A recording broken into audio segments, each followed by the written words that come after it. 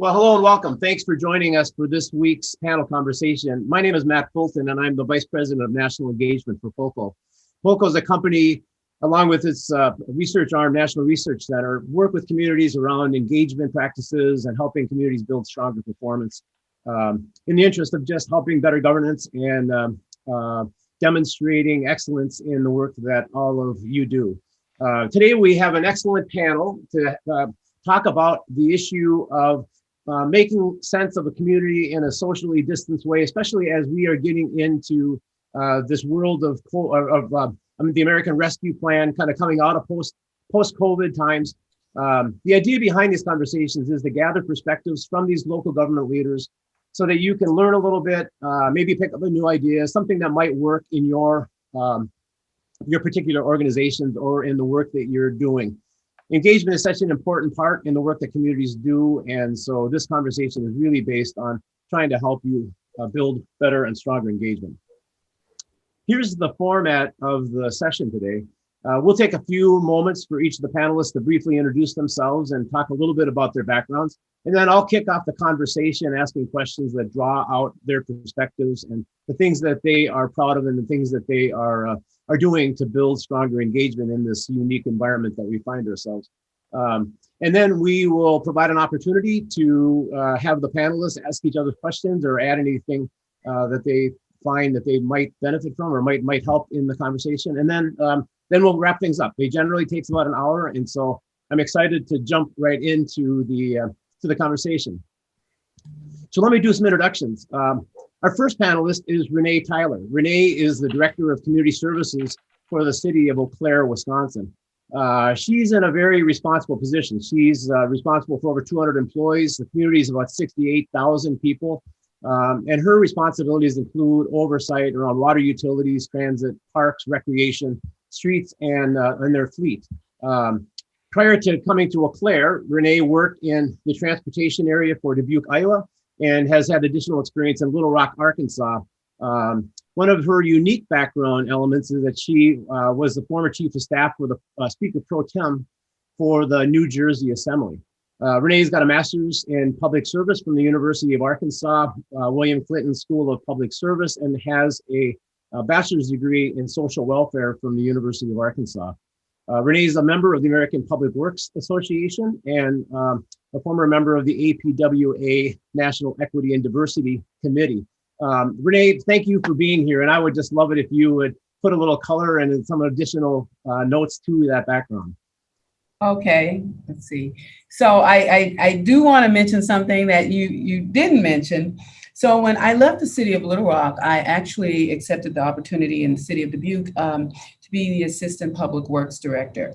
One of the things that is a concurrent theme within what I've been doing for the last 10 plus years has been a focus on infrastructure, and which started with my move to New York and just realizing, and at that time I was working in the private sector, what are the elements that make a community desirable? And that has been the thing that has fueled my desire to be a public service professional. I've worked with, as you said, here I am over streets, fleets, sewers, all the infrastructure. So in joining this conversation, I've witnessed the challenges from working with large communities, mid-sized communities, and small communities, and also communities where you inherit legacy issues, as well as having the opportunity to create your own paint your own palette. So it has been a interesting and challenging and rewarding journey, my public service profession. Well, I just really appreciate you spending some time. Someone with your varied background and coupled with your passion for local government and just excellence in local government, I'm really thankful that you're going to be sharing your perspectives with this panel conversation today. So thank you. Thank you. Let me introduce our second panelist. Brian Johnson is the current city manager in Peachtree Corners, Georgia. He's also an ICMA credential manager, which is always a very important thing in our profession.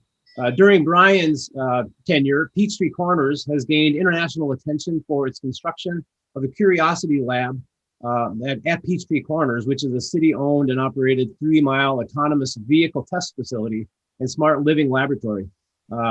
Because of that, Brian's had a lot of opportunities to make presentations nationally and internationally on the economic benefits of creating such a laboratory, and has provided a lot of advisory assistance to other cities considering similar kinds of projects.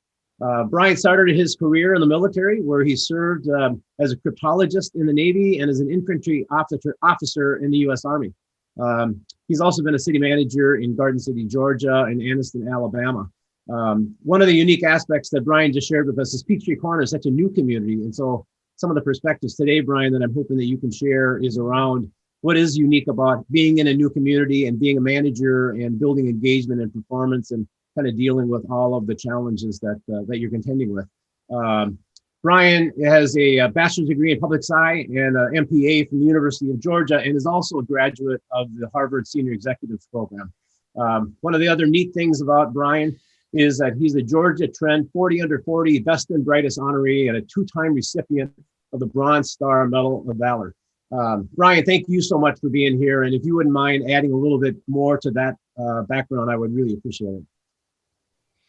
Well, probably some of the one thing that people generally find most interesting about the circuitous route that I took to get here is when it was time for me to retire from the military and I was considering what career to get into. I actually looked back, and the military gave me kind of a taste of city management because I was part of the invasion of Iraq in 2002. And when the Saddam regime fell, I was given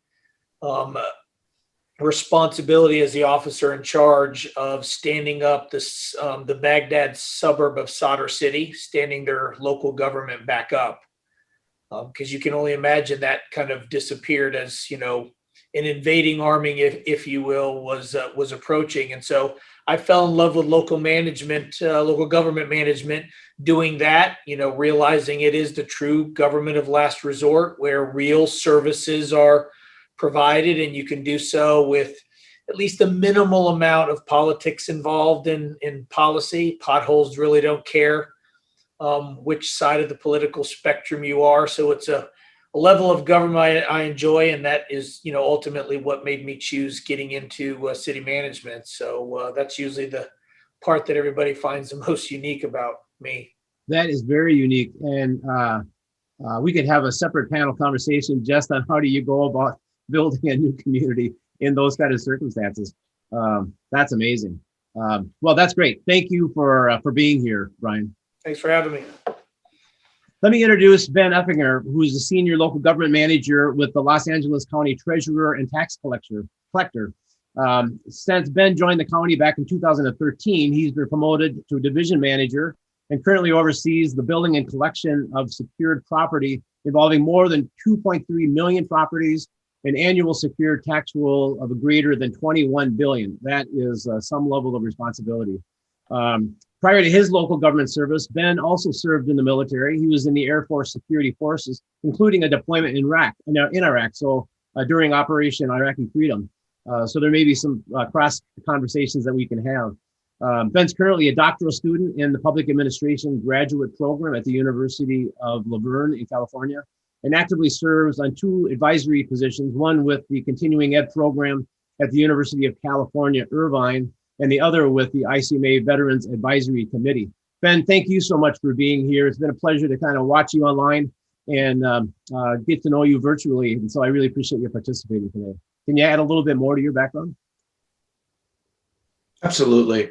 Thank you for this opportunity. My 8 years in the military was shorter than I would have liked, but in my transition period, I kind of found myself as a young professional trying to figure out what I wanted to be when I was going to grow up, right?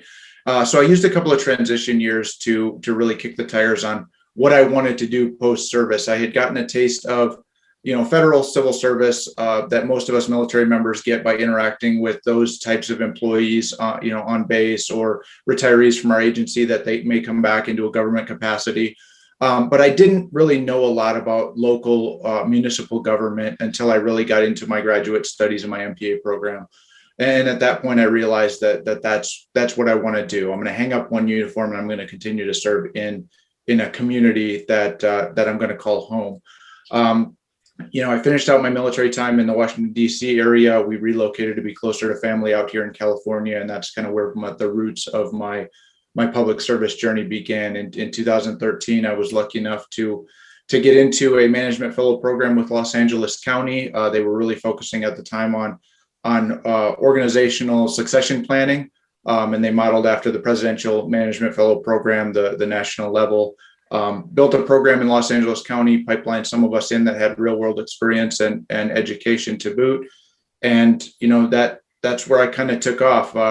How I ended up in the treasurer and tax collector was a little bit of an interesting story. I really thought I had nothing to do with accountants or spreadsheets or anything of the nature. And when I was recruited by the department, they actually sat me down and said, we just need somebody with customer service skills. We need somebody that can de-escalate problems when you're dealing with people's finances. That's the biggest thing that happens, is emotions get high quick. And we need somebody that can troubleshoot problems and untangle knots quickly when it's dealing with finances. And I realized that I had those tools in my toolbox to be successful. So it became kind of an organic fit, and I've grown into that role with the county. Well, it's really impressive, the level of responsibility and the breadth of your portfolio that you're responsible for.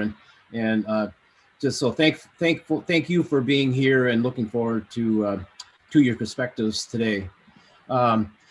The topic of the conversation today is the value of community engagement under the American Rescue Plan. COVID-19 has totally disrupted any sense of community across the country. And just given this unsettled environment, the issues around engagement and how do you keep people connected in a meaningful way so that they feel like they're part of the community fabric, and that their input matters on the decisions that are being made. Everything has been so disruptive that people's needs and priorities have certainly changed over the course of the past year plus. And so the importance of understanding the current needs of residents and other community stakeholders just becomes more important all the time. And it needs to be obviously two-way, authentic kind of connections and things that will be incorporated into the work that is being done. Because of all of the challenges created because of the pandemic, opportunities like these to just hear about the creative ways that you're dealing with it becomes really meaningful and helpful. And so I'm really looking forward to drawing out your perspectives and your ideas on what's working in your communities.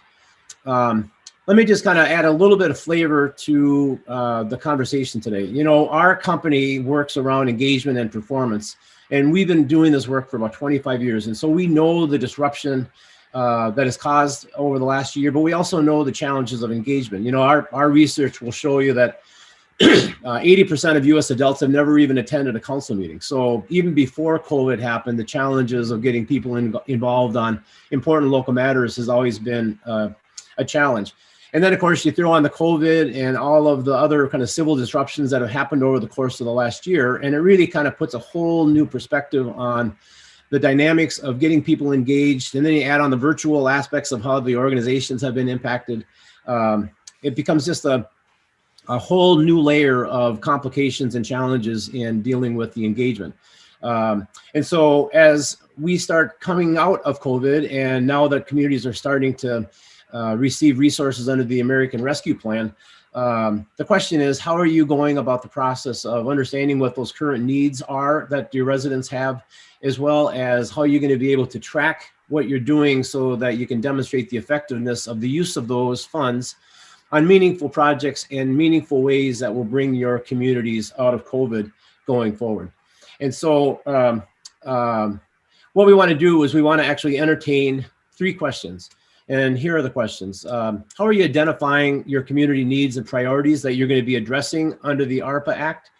How does resident input help guide the delivery of public services? And then what strategies and tools are you finding successful in your organizations for helping to engage your residents and track performance? So given that, let us kick into the conversation with the first question. And Renee, I'd like to start with you. Can you talk about how Eau Claire is identifying community needs and priorities to be used during the American Rescue Plan? So thanks, Matt. That's really a very timely question. We've actually just started a full-fledged deep dive into, first of all, reviewing internally things that have been affected that we can put into the bucket list for the rescue plan. The other thing that in community services, one of the things that we have to look at doing is, as far as identification, how do you engage the community? And I know that's coming up in another question, but it just in reviewing what we have been doing, which a lot of it is, now traditional is putting it on websites and that type of thing. And what we have learned with COVID is that's an assumption to think that everybody has accessibility to internet. We don't.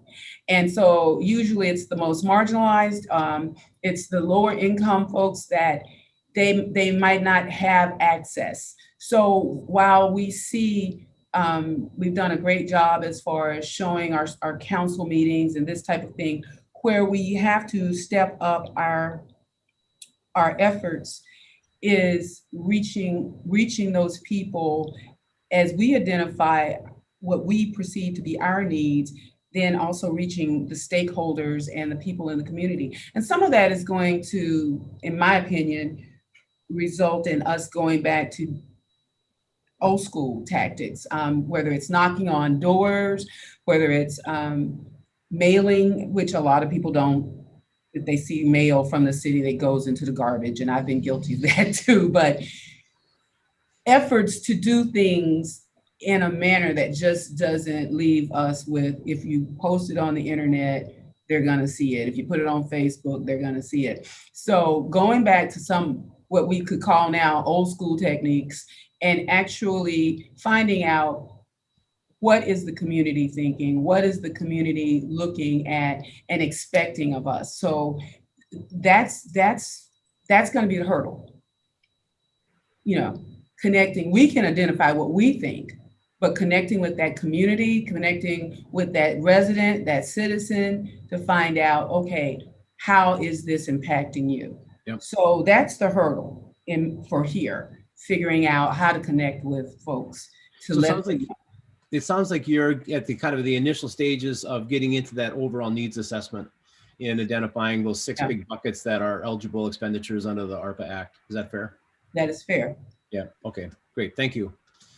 Brian, can you talk about how Peachtree Corners is identifying your community needs and priorities that will come to play when with the ARPA money? Well, I can tell you that we're not really short of identifying needs, because one, some of it is, we see that the needs here on staff or as residents, but our stakeholders in the community are not particularly shy in letting us know where the money should go. They're reaching out to us, hey, have you got the money yet? Where is it going to go?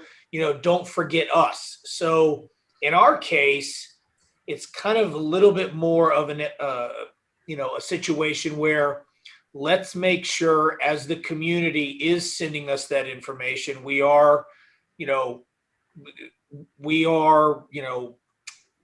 collecting that information, organizing it in a manner that when it is time for us to decide, and I think all of us are probably in that point in time where we haven't formally decided exactly who gets what. We've identified areas, but what we do know is at the end of the day, there's going to be a lot of mouths to feed. And we probably will be in a position where all of them can get fed, the qualified ones. It's going to be a matter of how thin do we stretch it, or do we end up saying no, certain groups. So it's really not, at this point, I could spend a lot more time on what we're trying to do to ensure that that money goes to the greatest need, and identifying maybe situations where some areas are not going to be deemed as eligible because of other reasons.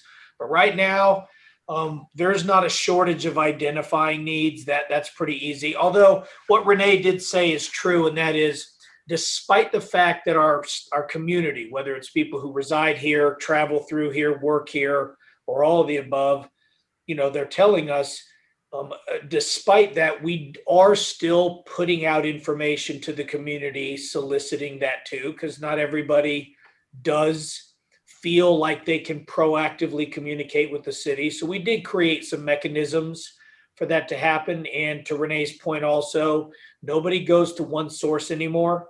So you've got everything from, yes, it's on our website and on Facebook and on Nextdoor and on Instagram and on Twitter. And we have a monthly publication. It's in that. I mean, we got to do a shotgun approach because people get it through various ways. So I don't think any of us are unique in that regard. But yeah, to answer the question in short, identifying it's not the issue. The issue is going to be us reducing it to a manageable list. Brian, in such a new community, is there a particular, within the 6 categories of areas from public health to infrastructure to economic assistance to payroll issues, such a new community, is there any particular area that you think you'll be focusing in more on? No, I don't think there's going to be, when we decide which area we'll focus more on, is not going to really be driven by the fact that we were only created as a city 9 years ago. I don't think it's going to be driven by the community itself. And while the city is only 9 years old, the people living and working and jobs existing and all this stuff in the community predates, all of those incorporations. So no, that particular aspect of our existence will not come into bear. Okay, all right, thank you. Ben, can you talk about how Los Angeles County is identifying community needs and priorities that will play into how you use the American Rescue Plan resources? Absolutely, Matt. And just to paint a little bit of a higher level perspective. So Los Angeles County has greater than 10 million residents, and there's 88 incorporated cities that are within Los Angeles County. And then there's all of the bordering unincorporated areas. So that factors in because there's a lot of communication with the other local government leaders to figure out, not necessarily creating duplication of efforts, right? Because everybody's going to get a slice of this pie, and we don't want to overcommit funds or undercommit funds when we're looking at the greater county as a whole. So that being said, I just, framing that context up, 2 of the big areas of concern for Los Angeles County are the small business and minority-owned businesses that have been impacted. Southern California is a huge draw for folks, vacation, tourist population, things like that. And that has greatly affected the income during this COVID pandemic. And then the second thing that I'll touch on is, the digital divide, and the digital divide was just amplified through this pandemic, and the digital divide, it encompasses so many things. Renee mentioned it earlier, that accessibility is one piece of it. But, you think of schools, you think of jobs, you think of training, all of these different things have a nexus to whether there's connection or not.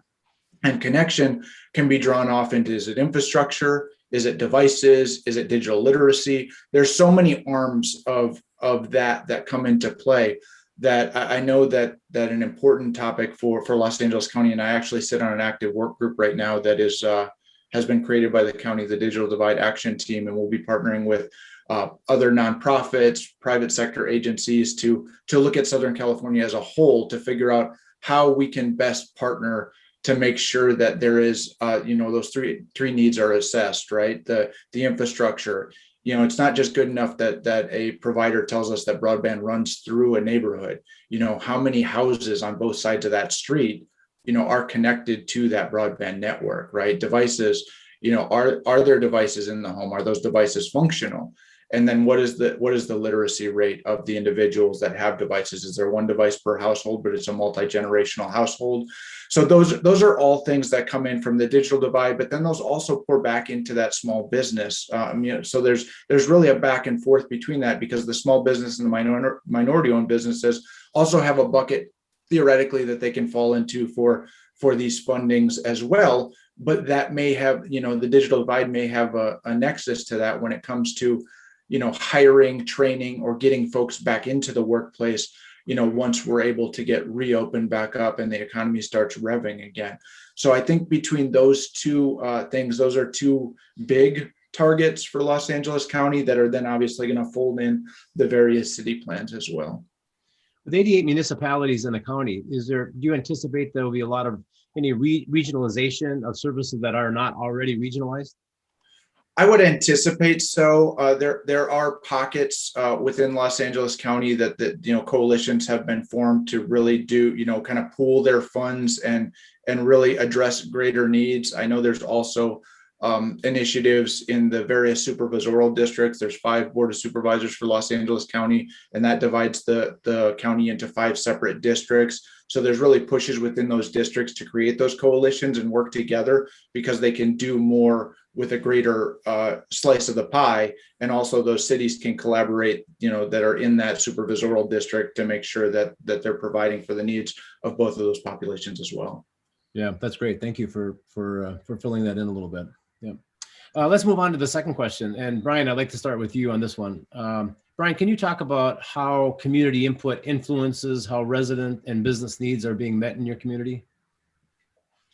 I mean, it goes without saying, kind of, at the end of the day, I work for 7 people who get elected, and so they're very sensitive to their constituents, and they should be. So they certainly have an influence over it. Now, of course, I think what all elected officials, and me not being one of them, I'm really an observer, but what most of the good ones try to do is balance being responsive to the community without being merely an extension of the community where they can't make a decision without going to their constituents and say, hey, well, what do you want me to do? And so sometimes that just means them being a trustee, and they use their experience, education, all that kind of stuff to make an informed decision. And it sometimes isn't it's not necessarily the popular decision at the time, but that being said, we have certainly included the community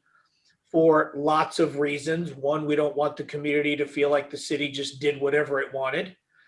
2, we don't always know sometimes what would be the biggest bang for the buck when it comes to how the community would like to have it spent.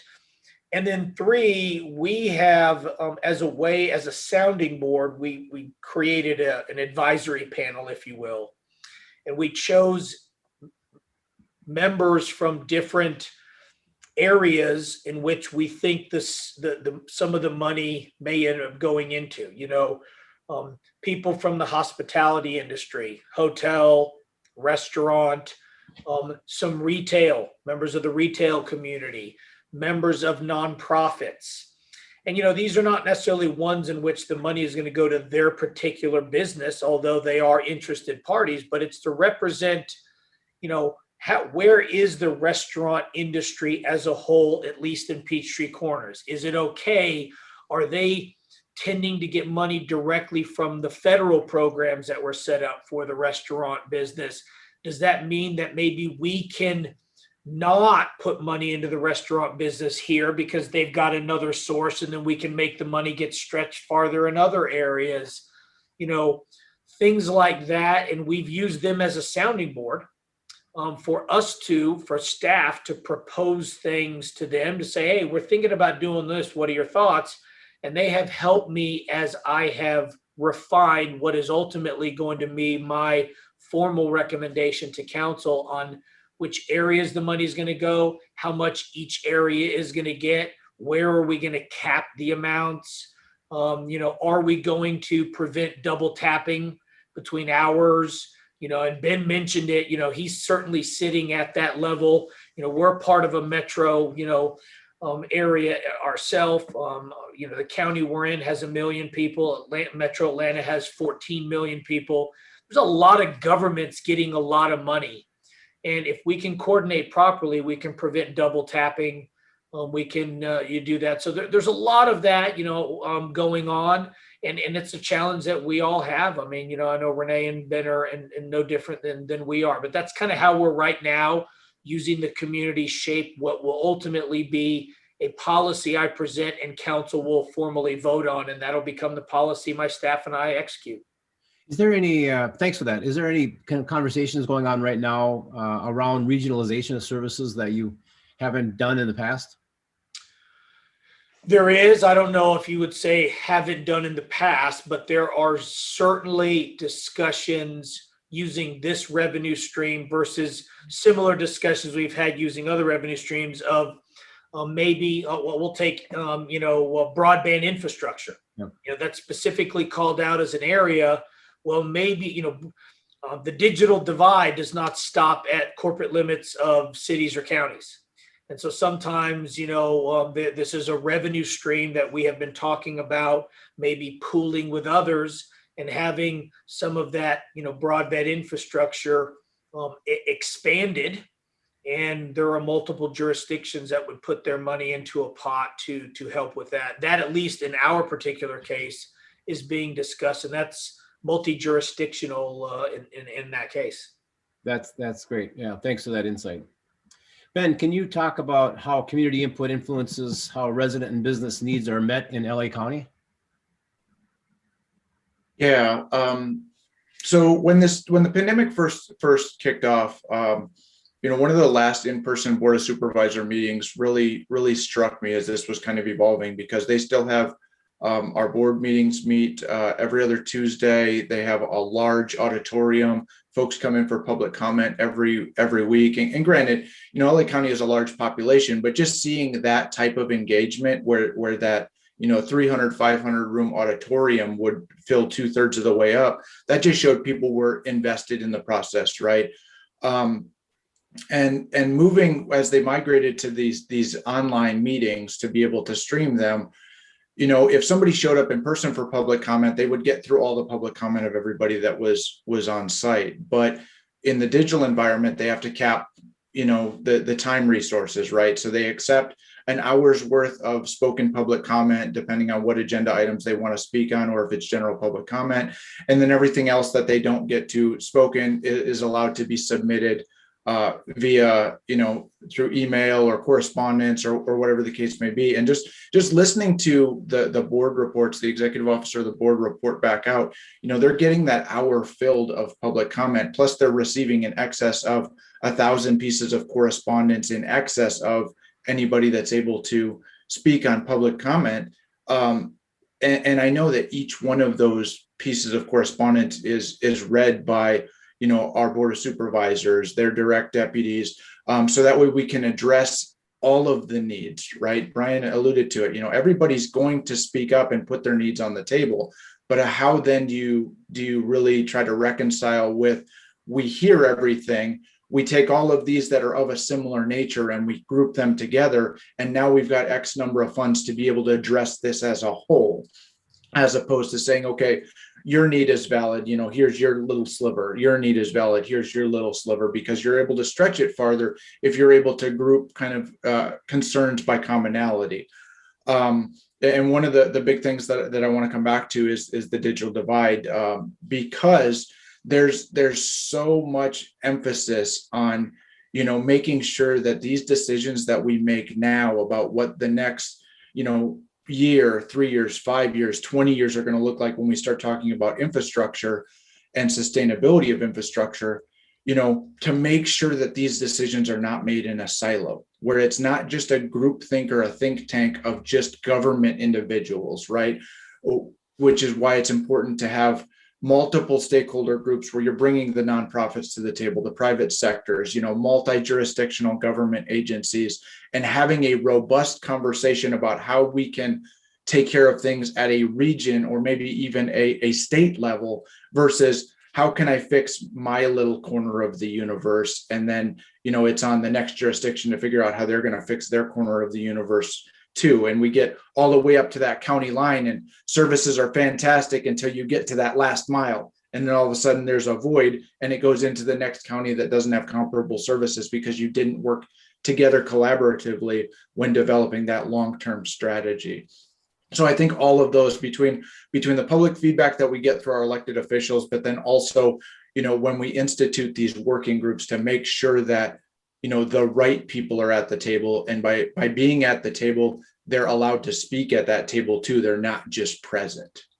Yeah, that's very well stated. The scale of engagement in LA County is just so different and so much enormously larger than, 90% of the communities in America. I can't imagine how the responsibility and the challenge of managing all of that correspondence and all of that engagement in order to get to that balanced perspective and that balanced decision-making process, as well as incorporating all the work group comment. So, yeah, what a challenge and a huge responsibility, but thank you for those thoughts. Absolutely. Renee, can you talk about how community input influences how resident and business needs are met in Eau Claire? Absolutely, absolutely. So just to piggyback on some of the things that Ben and Brian were speaking about, Eau Claire actually is the county seat for Eau Claire County. And in this area of Wisconsin, we have a lot of stakeholders, and coming out of COVID, I'm seeing more movement, which is great. So we have Transit Advisory Board Commission, we have Waterways and Parks Commission, we have a Planning Development Commission. All of these commissions are made up of citizens, residents, so they have direct input, which is great, and we're getting that.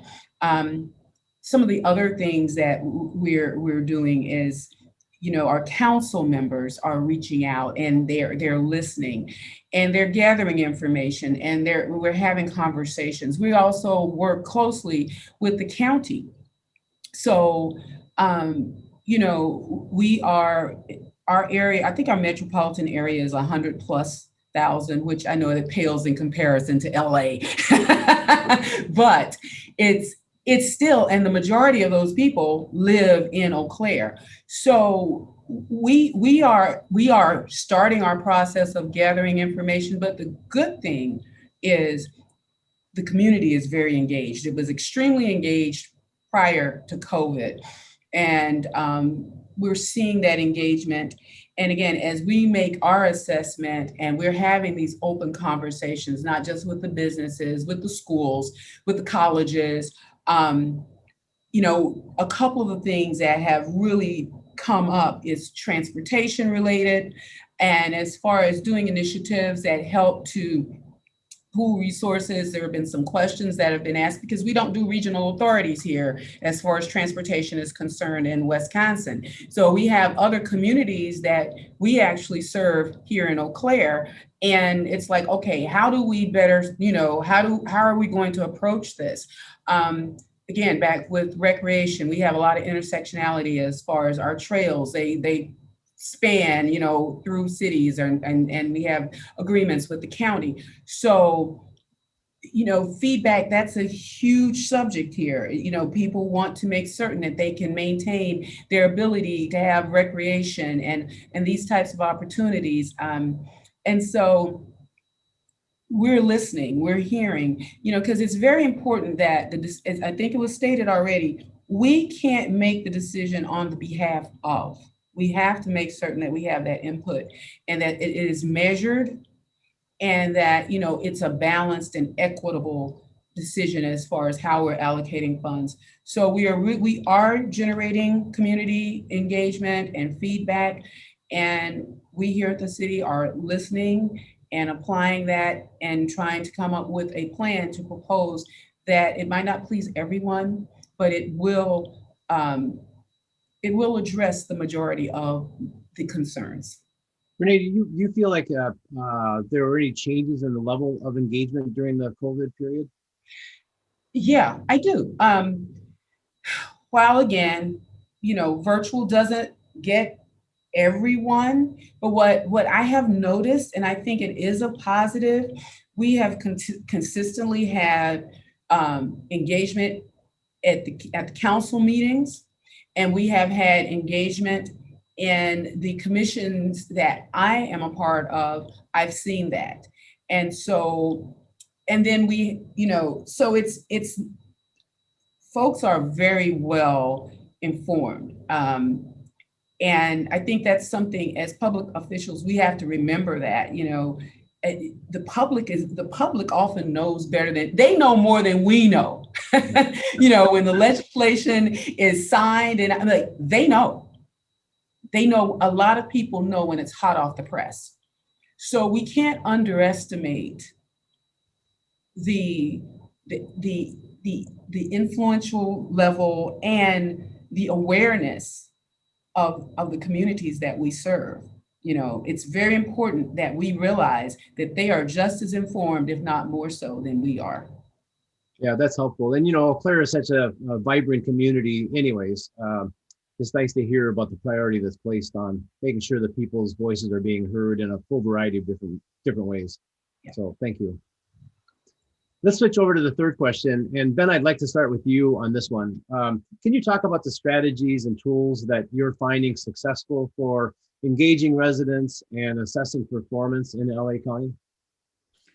Absolutely. And I'll look at this with a little bit more of a granular lens as well, because I want to bring it centric to my department, the Treasurer and Tax Collector for Los Angeles County. So one of the biggest hurdles that we had over this past year with the pandemic was, the forced closure of buildings, right? Short of New York, LA was one of the biggest areas that was most impacted by the pandemic. So there were widespread closures that had to take place. Our Hall of Administration, where my offices are located for walk-in lobby services, cashiering, those have been closed to the public since March of last year. And we're tracking for a reopening this summer, but nobody knows exactly when that's going to be definitive. So really engagement and metrics became super important to us, because we had to figure out, okay, we've got this tax obligation that we have to meet. We have billing and collection efforts that we have to do. And Ben has a team of 50 individuals to provide public services to 2.5 million. So how are we going to make this happen, right? So looking at, those different, boxes that we had to play in, essentially the boundaries for the game changed. So we had to start to change our communication methods. We sliced and diced the county. We started to look at cultural and ethnic pockets. We actually started to do, as Renee alluded to earlier, with some of the old school methods, right? We did some ethnic media advertising in local language newspapers, right? In languages that were specific to those neighborhoods or those boroughs of the county where there were larger groups represented. So that way we were making sure that everybody was getting an opportunity. In Los Angeles County, we're obligated to produce all of our materials in English and Spanish, but there's 6 or 8 other languages as well that are predominantly spoken throughout the region. So we took advantage of the fact that we knew that information and were able to reach out to these different publications, get some advertising vetted. We recently, enhanced our website, and now it has translation abilities to flip into different languages. So we were able to do advertising to let folks know what resources were available, and then be able to get them back to our website where they could flip it into a native speaking language to be able to comprehend, what was going on. And where we really found this most impactful was when we started to look at the revenue payments coming in. About 25% of our tax roll comes in through impound mortgage lender accounts, right? So that's money that's coming in through a wire off the top. We don't even have to worry much about whether that money's coming or not. It comes in like clockwork. The biggest jump that we saw was a decrease in our mailed in payments. Believe it or not, almost 50% of the property tax payments still come in via snail mail, certified mail, UPS, whatever the case may be, but it's still coming in through a correspondence type method.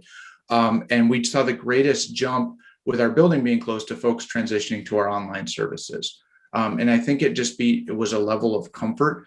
And by us knowing that we were reaching people in their native languages, we also put resources on our website where we recorded step-by-step tutorials for how to make online payments in the various languages, so people could watch things and have it demonstrated to them, and they could understand it. It wasn't having to find somebody that speaks, English and their native language to be able to handhold them through that process. And we saw our online payments almost jump to nearly 40% of our intake. It was a high 30s, almost 40, and our mail payments significantly reduced. So we're hoping that trend continues even with reopening of services, because as people become more native to that online payment environment and they see the security of it, that they'll just stay in that lane and don't revert to, putting a stamp on an envelope. But that's one of the metrics that we closely track to see were our materials getting to the intended audiences and what were they doing with that information once we got it to them. Yeah, it's that forced virtual world that COVID forced us all to kind of move towards, that actually ended up to be a positive for your department. Yeah, thank you so much. Renee, can you talk about the strategies and tools that you're using in Eau Claire for engaging residents successfully and understanding performance? Yes. So we are also doing some of the similar things as far as looking at translation. We have a Hmong community, and that is our largest melanated population here. And so conversations and looking and at translating, not just on the bus, but various city literature into Hmong. Conversations, I know in recreation, we have also talked about hiring someone who speaks Hmong to be able to communicate with families and let them know about services and things that are available for their children. Another thing that we've been doing a lot of is we've tried to increase our virtual presence across platforms, because I don't know about Ben and Brian, if you all have encountered this, but a lot of times, many times with cities, every department has its own Facebook page or its own, I don't know, LinkedIn, Twitter, whatever. So you miss an opportunity, whereas say I might look at recreation, but I don't particularly look at City Hall's page, So we miss opportunities to cross brand our messages. And that's something that we've been doing more of, posting it, even if it's posted on the police's page, that's fine. Who has the most followers, So trying to get your message out means you need to be open to fanning out your platform. You can't just figure if I put it on my Facebook page, they're going to get it. That unification of a city message is something that we're working on, along with the other snail mails and everything else that we've talked about. But looking at ways to reach people across platforms is one of the things that we're doing here. Do you have performance metrics built into your strategic plan that kind of helps guide and track your performance? Yeah, but we're still working on putting more measures in, because again, on a virtual platform and some of the things that we're doing now, these are things that we have a lot of places we're starting to add after the fact. Again, COVID changed the game. We can all agree on that. COVID changed the game. So however we were measuring before, now we got stuck with, okay, we're not even in the office anymore. So we're building in those benchmarks and those measures. And again, not just figuring it's a one-stop shop. That's most important as well. Yeah, that's helpful. Yeah. And as you kind of come out of COVID, good luck with all of that thinking and all of those metrics that are important to be tracking and need to be incorporated. So thank you. Absolutely. Brian, can you talk about the strategies and tools that you're using in your community for tracking for engaging residents and tracking your performance?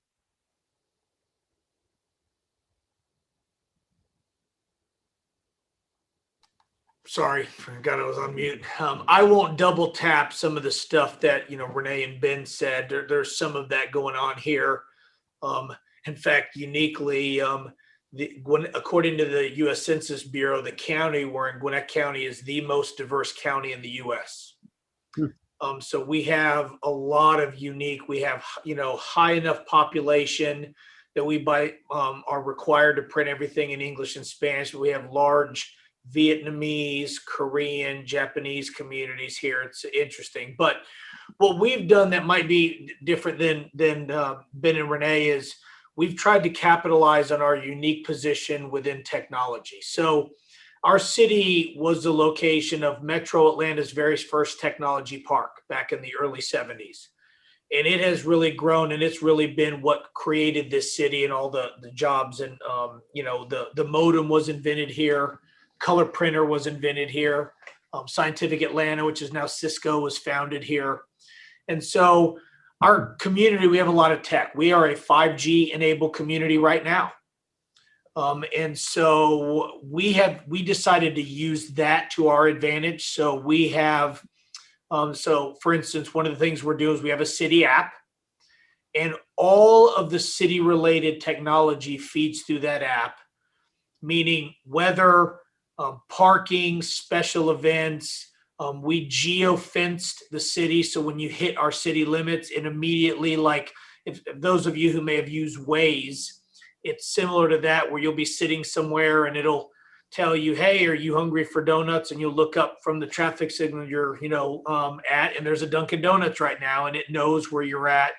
We do a lot of that. So we are in a position to where for people to do everything from get information from the city press releases to reporting, potholes or whatever is the city app. So we're in a great position to monitor activity through that, just because we're uniquely positioned with that technology. We also are getting ready to use a blockchain-based payment app that's, champion localized economies by creating a currency that work in the city. Specifically, the customer will load an app with a specified sum of money, and then it almost functions like a debit card, but they can only use it at participating local businesses. So it's incentivizing keeping money here, so that the small businesses are, getting as much help as they possibly can. So, that's just a long way of saying, and I won't, take any more time, we're running out, but just we decided to really double down on our unique position of having a lot of technology here already. And some of the, and you mentioned Curiosity Lab up front. We have created a living laboratory for technology in our 500-acre technology park. And it has really pulled technology companies here that are testing out some real bleeding edge technologies. We have autonomous vehicles here, teleoperated vehicles. Again, we were the first 5G community in Metro Atlanta. And so that's how we've decided to do it. And that has, positioned us in a way that we can really track metrics of how people are using things, what they like, what they don't like. And so, we certainly have our challenges, but we decided to utilize what we're uniquely positioned to utilize. That's fascinating. That's got to be just a cool environment to work in, to see all of those kind of on the edge kind of technology applications and ways that you can really move society and local governments and communities forward. So right outside my window here is part of our track. And so you can go out there, and we have teleoperated e-scooters that if you're not on the e-scooter, the company that has a teleoperation center in Mexico City, humans there will then dial in essentially to the e-scooter, and they will drive it using a camera and remote system to other locations. So people who work in tech park here, they can actually summon an e-scooter like they do Uber or Lyft and get on it, and then somebody will drive it to them. You jump on it, drive it to where you want. When you get off of it, they'll reposition it through teleoperation. So there'll be e-scooters right out here that nobody's on it, and they'll be just driving down the road or the sidewalk, and you're like, what is going on? So yeah, it does present some pretty unique things. Be sure to wear your helmet. Well, thanks to all of you for all of these, all your perspectives and all of the things that you shared. I'd love to just, in the couple of minutes that we have left, just open it up and see if any of you have any kind of follow-up comments at all or things you want to ask each other. I have something. Go ahead. Brian, I would love to speak with you about your autonomous vehicles. That is something that we're looking at here, and well, everybody's looking at it, but you're the first person that I've met that actually is doing that. Well, and it's tough. I will tell you, it's not as close to being able to be really utilized as a lot of people would like. And in fact, you probably are looking at insurance being one of the main, deterrents from putting it out on the city streets, because I think it's like 98.9% of accidents, vehicular accidents now, have a human error component to it. So insurance companies are comfortable in estimating insurance when there's a human, but you take the human out of the vehicle and you need to insure it like we all do for, public right of way. And the insurance companies are like, whoa, wait a second. So we actually were able to get insurance for our living lab. And mind you, this 3 miles that we have is a roadway that the humans drive on too. So we have autonomous vehicles interacting with human-driven automobiles. But the insurance company we got, which is Lloyd's of London, they're using this laboratory themselves to track interactions between autonomous and human-driven automobiles, so they can insure maybe city street in Eau Claire that wants to use it, and that there's that interaction. So it's unique when we built this laboratory and basically turned public infrastructure over for people to use, what kind of things that we learn. But yes, there is a lot of, we're close, but it's really not the technology that's preventing some of this. It's oftentimes things like insurance that's preventing. Could certainly do something like this again, where we all talk about, how we're smart city technology and IoT, and what our challenge is as, public officials of trying to take technology and turn it into value add to our community. And autonomous vehicles are certainly a great one, but it takes a special kind of infrastructure to support it. Yeah, but communities benefit certainly by the work that's going on in your community, for sure. Yeah. Absolutely. Well, let me do this. I'm going to share my screen one more time. Thanks for all of the thoughts. You're all at various stages on this needs assessment. I know we're kind of early in the ARPA program, but you all seem to have your arms around incorporating input that you've already received and having systems in place to help you figure out the best place to allocate those ARPA dollars. And so that was really helpful to hear. And all of you obviously have a high priority on resident engagement, and you've all adapted to kind of the disruptive environment that we've all lived through here this last year. It's very interesting to listen to how you've incorporated your community partners, how you've incorporated kind of the multifaceted role that needs to be incorporated when you're doing engagement.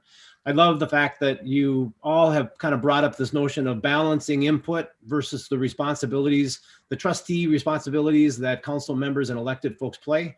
Fascinating to think about LA County and how you incorporate all of that input that you receive, recognizing that even that input is a minority of your residents that reside in the county. So all of your thoughts and all of your comments and perspectives are really, really very helpful. And all of you are using various kinds of tools and strategies for getting that input. And Brian, it's very impressive to kind of hear what you're doing and how the work that you're doing is benefiting or will benefit communities across the country. So thanks for all of your perspectives on that you shared today. It was a great conversation. I'm going to follow up this panel I'll send you a note and share information. Renee, I'll give you Brian's information so you guys can connect on topics and make that a little bit easier for you. We do these panel conversations every week, and so I would welcome any ideas or suggestions of people who you think might be worthwhile and would enjoy this kind of conversation.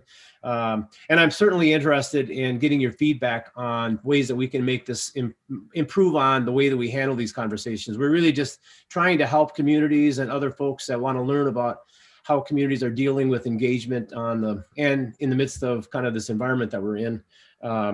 I would welcome any thoughts that you have on how we can improve this.